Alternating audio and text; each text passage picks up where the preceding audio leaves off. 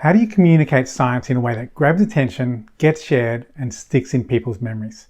I'm going to share 6 ways that you can make your science stickier. What happened? Are you okay? He slimed me.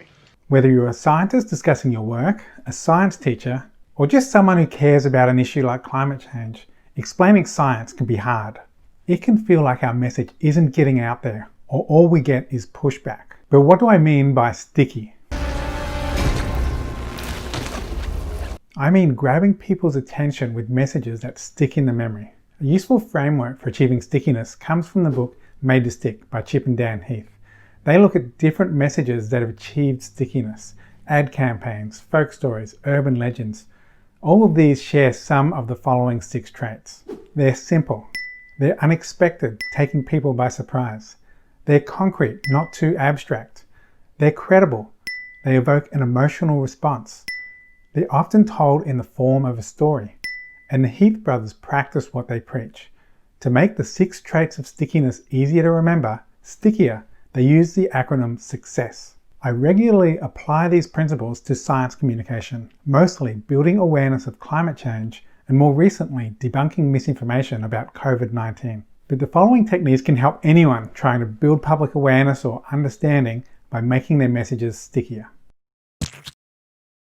The first and most important way to make your science sticky is by making it simple. Homer, I'm afraid you'll have to undergo a coronary bypass operation. Say it in English, Doc. You're going to need open heart surgery. Spare me your medical mumbo-jumbo. We're going to cut you open and tinker with your ticker. Could you dumb it down a shade? Now by simple, I don't mean dumbing down or oversimplifying. What I mean is this: how can you boil your science down to a single core truth, concise and simple? What is the essential idea you're trying to communicate? Simple messages are more accessible and memorable. They're also more shareable. Let me give you an example of how a simple message went viral. In 2013, I co-authored a study quantifying the scientific consensus on global warming. There were a number of interesting tables and visualizations in our research. But what was the core truth in our research? We were interested in a key question. Was there an ongoing scientific debate about human-caused global warming? When communicating our research, we focused on the simplest possible message, a single number. Among climate papers stating a position on human-caused global warming, 97% agreed humans are causing global warming. Our research was published just a few weeks before the Obama administration released climate policy. 97% of scientists, including, by the way, some who originally disputed the data, have now put that to rest. They've acknowledged the planet is warming and human activity is contributing to it. We made it easier for Obama to talk about the scientific consensus on climate change by simplifying our science. Making it simple made it shareable. You never know for sure whether something will go viral, but by making it sticky, you increase the chances that a powerful influencer will pick it up, leading to others amplifying the message. 97% endorsed the position that humans are causing global warming. 97% of climate scientists agree. 97% of peer-reviewed climate studies. There's scientific consensus, 97%. Some 97% of scientists who have written in peer-reviewed journals. 97% of scientists the world over. 97% of the scientists who study climate. 97% of climate scientists agree that the warming we're experiencing is very likely due to human activity. An indispensable way to simplify your science is avoiding jargon. Scientists use their own collection of words that mean something different to how non-scientists understand them. When climate scientists talk about positive feedback, they refer to reinforcing feedbacks in the climate system that intensify and worsen climate impacts. But to non-scientists, positive feedback is an approving response. Susan Hassel provides an invaluable resource to address this problem, a list of scientific jargon and how the public understands each term. Especially useful, she suggests alternative words scientists should use. If you're explaining science to the general public, have this beside you as you write. Here's another example of taking complex ideas and making them simple and sticky. Acronyms. I'm Agent Phil Coulson with the Strategic Homeland Intervention Enforcement and Logistics Division. That's quite a mouthful. I know. We're working on it. Much of my work has focused on the acronym FLICK, summarizing the 5 techniques of science denial. FLICK, the 5 techniques of denial. fake experts, logical fallacies, impossible expectations, Oh look, they're writing again. cherry picking, and conspiracy theories. It's a great way to give misinformation the flick. You are such a nerd.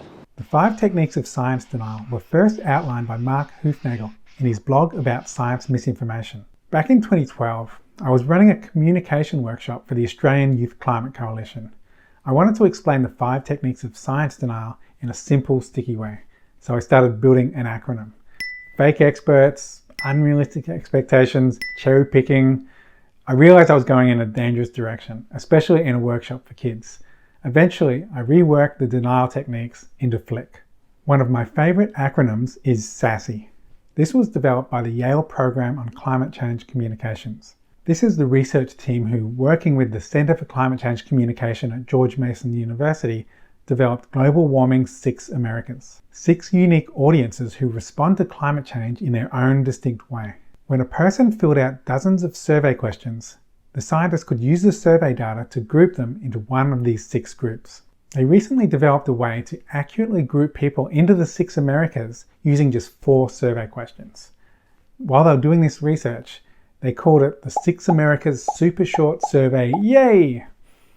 When the research was eventually published, they changed the acronym to 6 Americas Super Short Survey.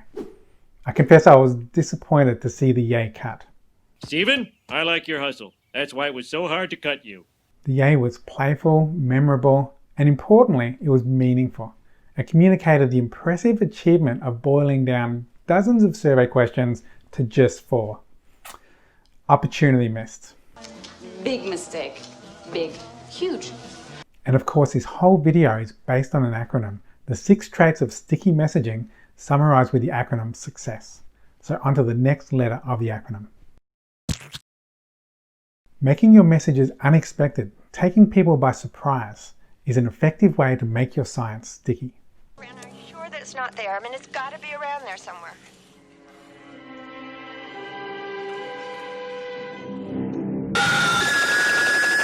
Surprise makes us pay attention to messages, burning them into our memories. How do you take people by surprise with science? Mike Rani from Berkeley found that surprising people with unexpected statistics had a strong effect on their attitudes. The bigger the surprise, the stronger the change. Well, let's say that you're dealing with someone who denies global warming, and they'll say, well, gee, I think that if anything, methane has probably gone up like 2%, but I'll bet it's actually gone down 5%. So what would they do if you told them, well, actually it turns out it's increased over 150%. We're getting near tripling the amount of methane that we had in the year 1750. Well, it's hard for them to accommodate that if they truly do believe that methane is a greenhouse gas and that gases are somehow involved. It sort of kicks out that potential leg that suggests that, well, maybe global warming is occurring, but it's negligible. We found empirically in study after study that the greater the distance between what you would predict a number to be and the feedback number, the more you are likely to change in terms of your concepts about that. For climate scientists, communicating global warming is challenging because it's global. People have trouble grasping the scope, but you can use that to your advantage to make your science stickier. Our planet is building up extraordinary amounts of heat, over 250 trillion joules of heat per second. But what does that mean? It's equivalent to over 4 atomic bombs worth of heat every second. How much ice is melting due to global warming? Greenland alone is losing over 2 Mount Everests worth of ice every year. If you're communicating something people don't know much about, lean into that lack of awareness and find ways such as analogies to communicate your unexpected facts in sticky ways. I'll come back to analogies shortly. Another way to take people by surprise is to communicate your science in creative ways. Comedy is based on unexpectedness. You build up an expectation, then you confound it with the punchline. It's also a disarming way to engage people about serious issues like climate change, and most effective with people who are disengaged from the issue. There's only 97% scientific consensus. Really? Well, what about the other 3%? Well, I know those other 3%, and let's just say they're more than 6 standard deviations away from the mean on a Poisson distribution. God, you are a nerd. Animation is a creative way to engage audiences, as well as make emotional connections. An unexpected visual is most effective when it reinforces the core truth you're trying to communicate. On the other hand, gratuitous surprise can be counterproductive, particularly when it goes beyond the realm of good taste. I thought that by doing this voiceover, that was my contribution. Right. No, absolutely. No pressure. Okay. Bye. Bye. Thank you. Jesus. Taking people by surprise doesn't mean appealing to shock value. It means defeating expectations through unexpected ideas or creative approaches. The most impactful science communication I ever did that didn't provoke a denialist backlash was the 97 Hours of Consensus campaign. We launched this campaign on September 7, or 9/7. Every hour, for 97 consecutive hours, we tweeted a caricature of a climate scientist with a quote reinforcing that human-caused global warming was happening. It was a literal application of Ed Maybach's mantra. Simple, clear messages, repeated often by a variety of trusted voices. The campaign was original and engaging. It got media attention and millions of impressions. It even got tweeted by a president. And everything, the date, the quotes, the number of scientists, reinforced our core fact. 97% of climate scientists agreed humans were causing global warming. Unexpectedness can grab people's attention, but you can also use unexpectedness to hold people's attention. When you create gaps in people's knowledge, that gets them asking questions, gets them wondering what happens next. That element of mystery can create an unexpected journey, a way to hold attention. Debunking misinformation lends itself to this method. By showing a myth is wrong, you create a gap in people's mental models. The myth isn't fully debunked until you've filled that gap with a replacement fact. Making your science concrete is another way to make it sticky.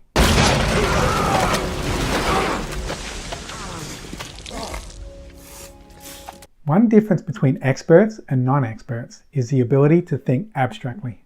Non-experts think in concrete terms. Experts think beyond concrete. So the compression and expansion of the longitudinal waves cause the erratic oscillation, you can see it there, of the neighboring particles. Yes, what is it? What is it? Can I play with it? No, you can't play with it. You won't enjoy it on as many levels as I do. The skill of abstraction helps scientists do science, but it can also be a liability when it comes to communication. This is because of the curse of knowledge, forgetting what it was like to not know something. The enterprise computer system is controlled by 3 primary main processor cores, cross-linked with a redundant Mellicort's Ramostat 14 kiloquad interface modules. The core element is based on an FTL nanoprocessor with 25 bilateral calolacterals, with 20 of those being slaved into the primary Heisenfram terminal. Now, you do know what a bilateral calolacteral is. Well, of course I do, human. I am not stupid. Climate scientists think of climate change as a long-term, global, statistical phenomenon, but non-scientists respond to their immediate surroundings. When people fill out climate surveys on hot days, they show stronger belief in global warming. People are more convinced of global warming when they feel hot.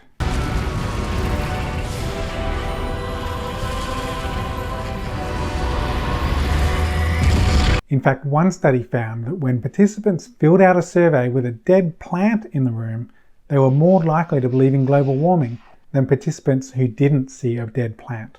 When the researchers put 3 dead plants in the room, acceptance of climate change went up even more. There are various ways to make science more concrete. One way is by visualizing your science in the form of infographics or graphs. Now I know what you're thinking. Didn't I say avoid being too statistical? Isn't that what graphs are? Often yes, but they don't have to be. The most iconic climate graphs tell a simple, compelling story. The Keeling curve describes the yearly carbon cycle as forests absorb then emit CO2.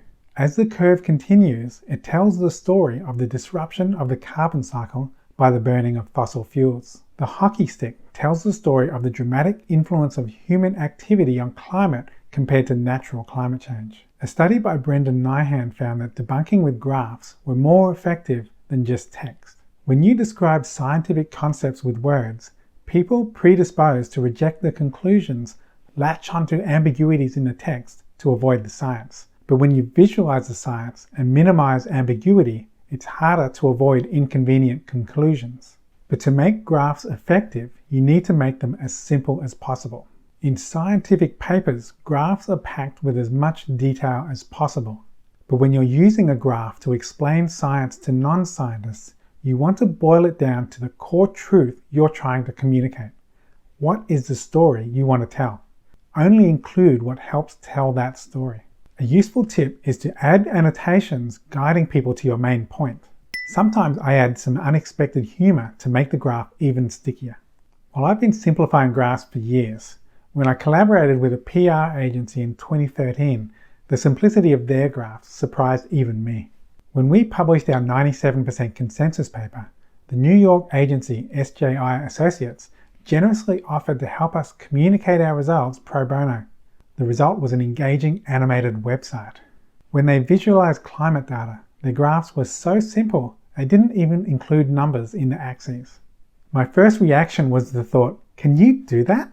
They also used a pie chart to visualize the 97% consensus. They even adopted it in the website logo. Their design choice was even more impressive in hindsight. Several years later, experimental research found that a pie chart was the most effective way to communicate the 97% consensus, particularly among political conservatives. Another way to make your science concrete is to use real-life examples. A graph of melting glaciers is informative, but before and after photos of glaciers pack a punch beyond what a graph can accomplish. The documentary Chasing Ice used the visual power of melting glaciers to great effect. I saw this movie Chasing Ice today, and it hasn't just changed me about global warming, it has changed me as a person. And there is something, I don't know what I can do. I'm 60 years old, but there must be something I can do to help our children, to help my grandkids. But there is a danger to using specific examples to illustrate a broader phenomenon. The technique is vulnerable to cherry picking. Some glaciers are getting smaller and other glaciers are getting bigger. So it's important to use examples that accurately represent the full body of evidence. Don't cherry pick, use exemplars.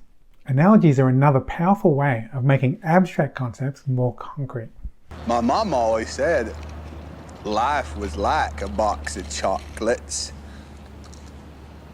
You never know what you're going to get. Analogies are efficient and let you piggyback existing concepts in people's minds rather than build new concepts from scratch.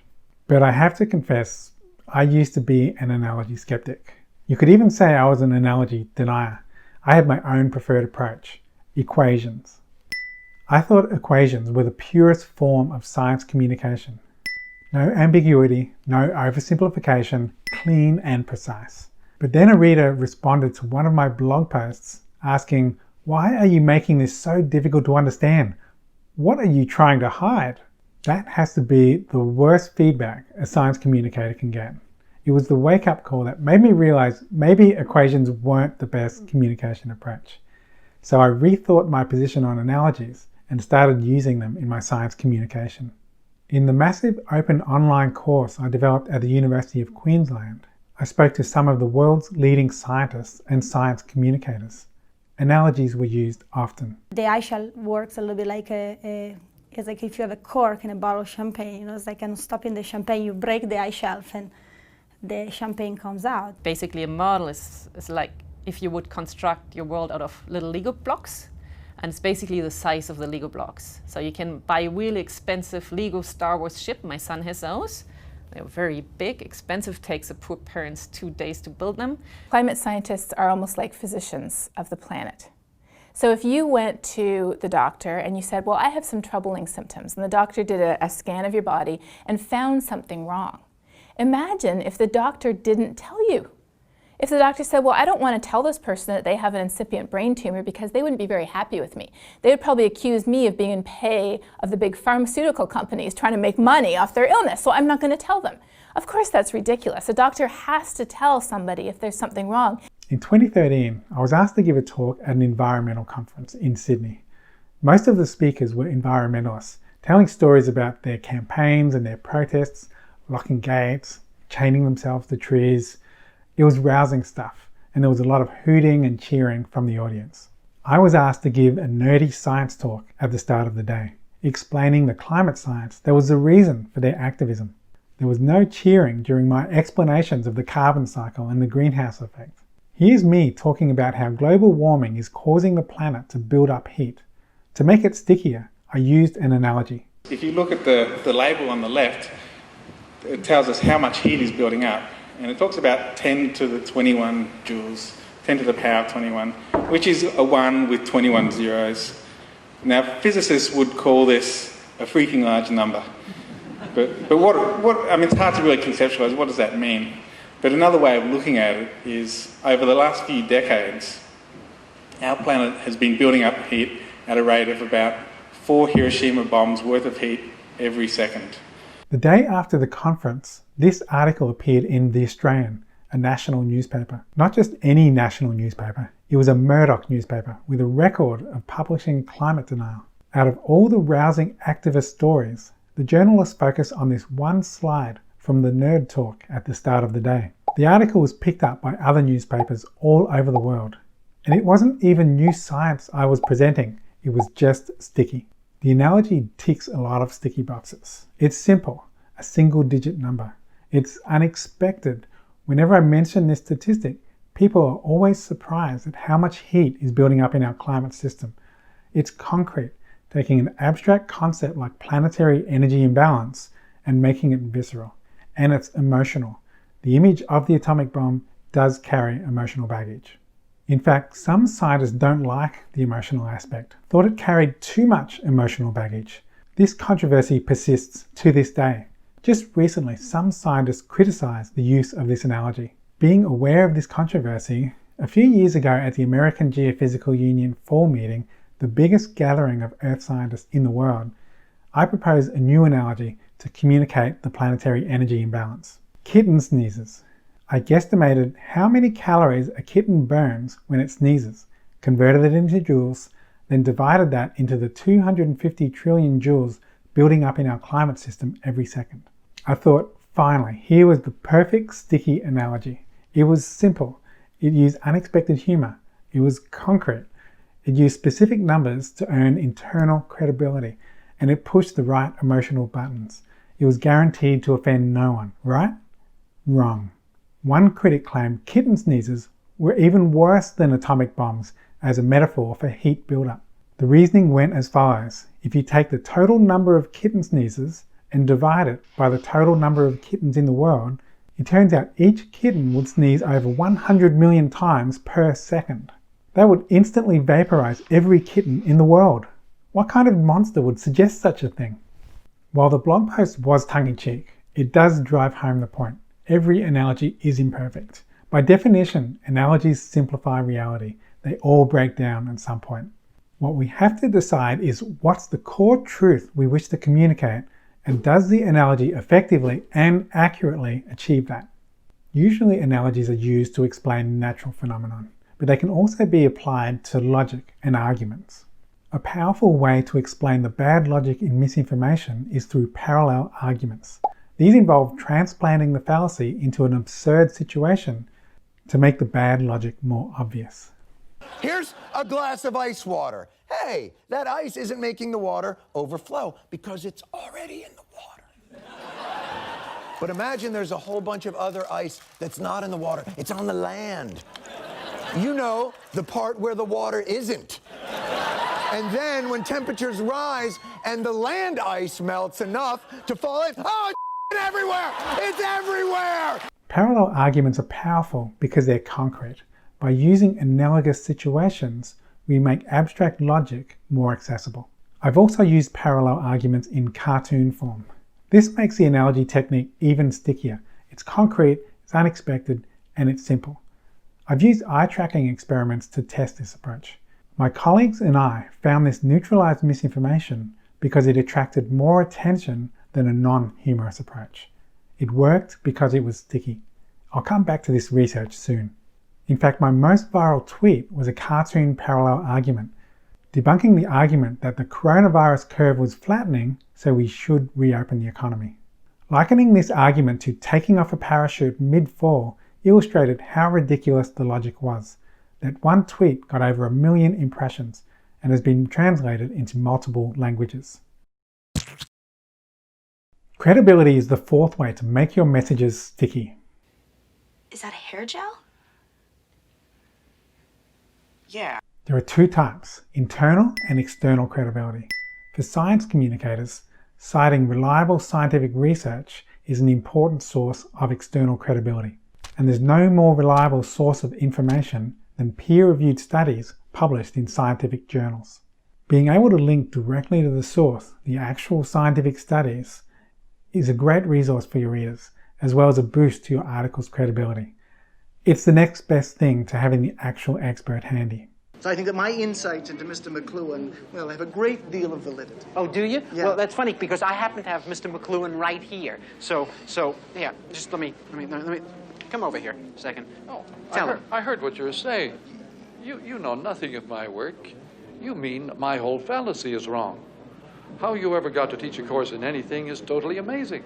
Boy, if life were only like this. There's one potential hitch though. Sometimes, too often in my opinion, scientific studies are locked behind paywalls. I do have one workaround to that problem that succeeds more often than not. Go to Google Scholar. Search for the title of the paper you want to access. If the paper appears in the search results, hopefully there are a number of versions below. Click on that link to see all the versions of the paper online. To the right of each listing, it indicates whether the listing is a PDF. Keep trying until you find an open access PDF. One downside is links that aren't to the scientific journal are more likely to go stale over time. So this approach is a little more high maintenance. While external sources are the most common way to achieve credibility, you can also build internal credibility with your content. For readers, knowledge of details is a proxy for expertise. Details such as specific statistics add credibility to a message, but any stats should support your core idea. Don't just throw around random numbers that can potentially bamboozle your readers. And don't aim for internal credibility instead of external credibility, but as well as. Sometimes there can be a trade-off between different types of stickiness. Earlier I mentioned research where I tested using cartoon analogies to explain bad logic. In this study, my colleagues and I tested humorous versus non-humorous debunkings of misinformation. Both messages were effective in debunking the misinformation. Digging deeper, we conducted mediation analysis to explore why each worked. From eye tracking data, we found the humorous message was effective because it got more attention. The non-humorous message worked because it was perceived as more credible. Unexpected humor was one path to effectiveness, higher credibility was another path. This shows there are different paths to stickiness.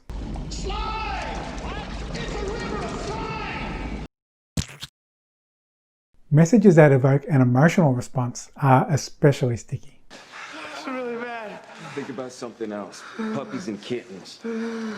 Dead puppies and kittens. They're more attention-grabbing, more likely to be shared, and more memorable.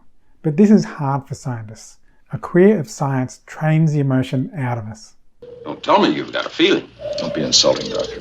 But there are ways scientists can incorporate emotion in their science communication without compromising their objectivity.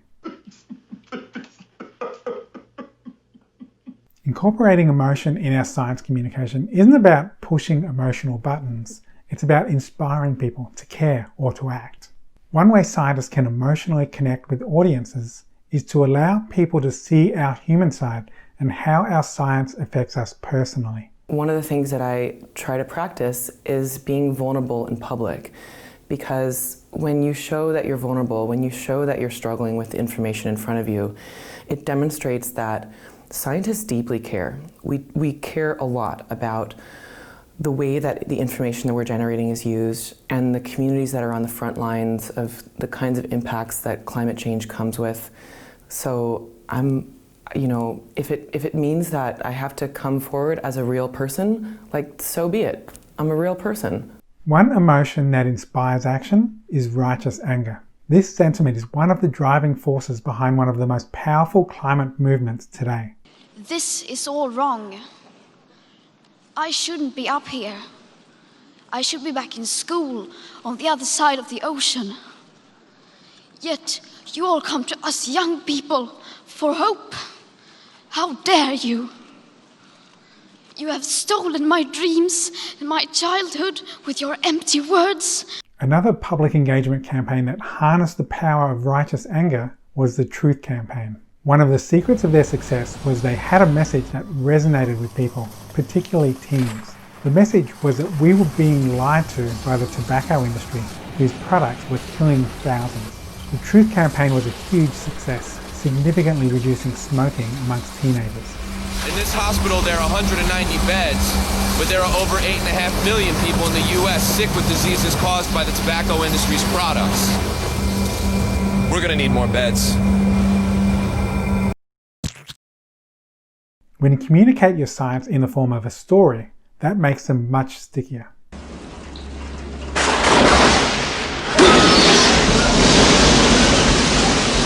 Humans are hardwired for stories. We remember information in the form of a story. Narratives are more likely to grab our attention, and we're more likely to share information in the form of a story. There's nothing in the world more powerful than a good story. Nothing can stop it. The way scientists do science lends itself to stories. We start with a question, a mystery. Along the way, there are missteps, hurdles, unexpected twists. Oh my God. I'm back. I'm home. All the time it was... We finally, really did it. You maniacs! You blew it up! Oh, damn you! God damn you all to hell! Okay, scientific research may not be quite that dramatic, but the potential for narrative twists is still there. Telling the story of how we do science makes the scientific method more concrete and human. It helps people visualize what it's like to be a scientist solving mysteries. Basically, stories are flight simulators for the brain. They also help people make an emotional connection, ticking another sticky box. I measure uranium and I discover less radiations than I do in its ore. The ore is more powerful than the element. Exactly. And I can't There must quite be some work. anomaly in the results. I've run the same test 6 times, I get identical results. My instinct is that there is another element that's skewing the results. You think you found an undiscovered element? If you're laughing at me, then I'm... No, I'm not laughing at you. That's exciting. Using examples that illustrate a scientific principle is a sticky way to hook people. Let me give you an example of giving an example. When I give talks about science denial, I often use my dad to illustrate. We used to get into arguments about climate change because he didn't believe it was happening. After years of these arguments, I published my first book, Climate Change Denial Heads in the Sand. On the day of the book launch, Dad said to me, "Son, I believe humans are causing global warming." I nearly fell off my chair. I said to him, "What changed your mind?" He replied, "Oh, I've always thought this." He was in denial about his own denial. And there's scientific research into this. One experiment involved Republicans who said in a survey they believed weapons of mass destruction, or WMDs, were in Iraq prior to the Iraq War.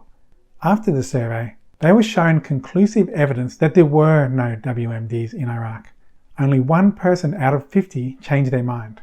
Most argued against the evidence, but 14% said they never believed there were WMDs in the first place. They were in denial about their own denial. Often when I talk about this study, I use the story of my dad as a hook to make the idea stickier.